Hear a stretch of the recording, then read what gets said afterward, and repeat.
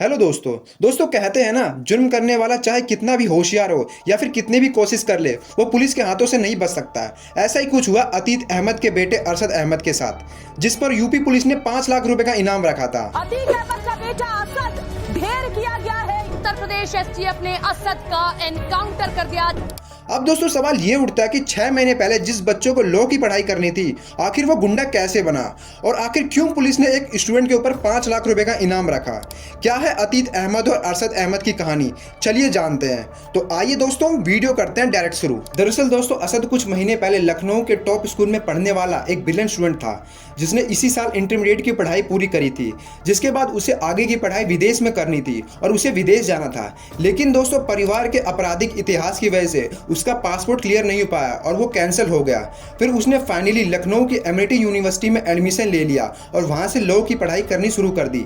लेकिन दोस्तों ऐसे में क्वेश्चन ये आता है कि इतनी कम उम्र का लड़का जो वकील बनना चाहता था, आखिर यूपी का खतरनाक गैंगस्टर कैसे बना कि सिर्फ 1 या 2 महीने के अंदर ही उस पर 5 लाख रुपए का इनाम रख दिया गया पुलिस ने। तो दोस्तों बात यहाँ से स्टार्ट होती है कि अतीक अहमद जो असद अहमद के पिता हैं, वो राजू पाल और उमेश पाल के हत्याकांड के सबसे बड़े मुजरिम के तौर पर इलाहाबाद के नैनी जेल में बंद थे। तो अतीक के जो 2 बड़े बेटे हैं वो अपने पिता का गैंग चलाने का जिम्मा ले लेते हैं और पिछले कई सालों से अपने पिता का गिरोह चला रहे होते हैं और उस समय असद अपनी पढ़ाई पूरी कर रहा होता है। फिर 2018 में जो अतीक का जो बड़ा बेटा है उमर, वो काफ़ी चर्चा में आता है क्योंकि उस समय उसने लखनऊ के सबसे बड़े प्रॉपर्टी डीलर को किडनैप कर लिया होता है। और दोस्तों सबसे इंटरेस्टिंग बात यह है कि उस समय अतीक अपने देवरिया जेल के अंदर बंद था और उसका जो बड़ा बेटा है उमर, वो उस प्रॉपर्टी डीलर को किडनैप करके उस देवरिया जेल के अंदर ही ले आता है। जिसके बाद प्रॉपर्टी डीलर के केस में अतीक का जो बड़ा बेटा था वो पुलिस की निगाह में आ गया।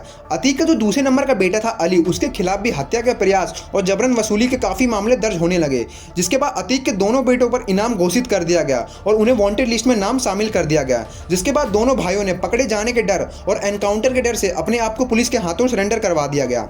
जब अब अतीक और उसका दोनों बेटे जेल में हैं, तो ऐसे में अरशद ने अपने पिता की गैंग चलाने की जिम्मेदारी उठा ली और लखनऊ से ऑपरेट करने लगा। जिसके बाद असद के लखनऊ वाले फ्लैट पर पुलिस ने छापा मारा और उन्हें वहां से भारी मात्रा में कैश बरामद हुआ, जो बेसिकली रंजदारी के वसूली गए पैसे थे। लेकिन ये बात पुलिस को जब पता चली जब उन्होंने राजू पाल के हत्याकांड की जांच पड़ताल करी। राजू पाल वही शख्स है जिसके लिए अतीक और उसका भाई जेल में बंद है और उमेश पाल वो इकलौता शख्स है जो राजू पाल के हत्याकांड है इकलौता गवाह है, जिसको अतीक ने मरवा दिया अपने मास्टरमाइंड से।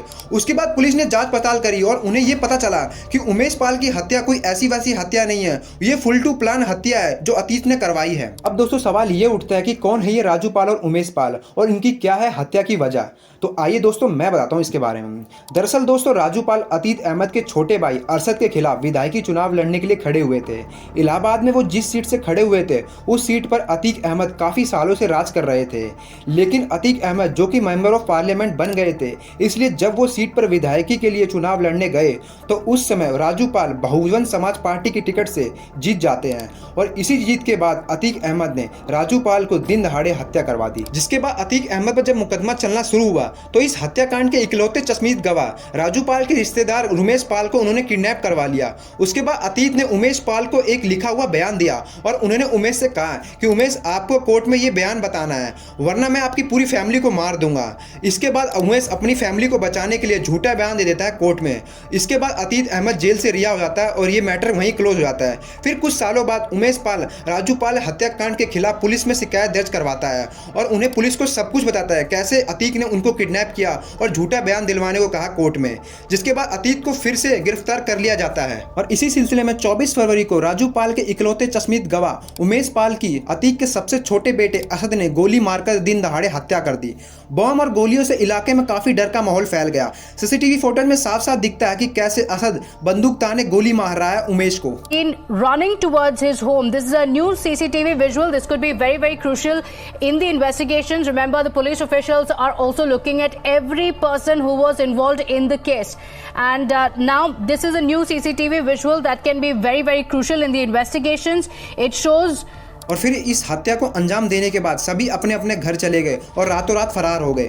उमेश पाल की पत्नी जया पाल ने अतीक अहमद, अशरफ और गुड्डू मुस्लिम और अतीक के सभी बेटों के खिलाफ मुकदमा दर्ज कर दिया। फिर उसके बाद 12 अप्रैल को अतीक अहमद को उमेश पाल हत्याकांड की सुनवाई के लिए कोर्ट में पेशी होना था।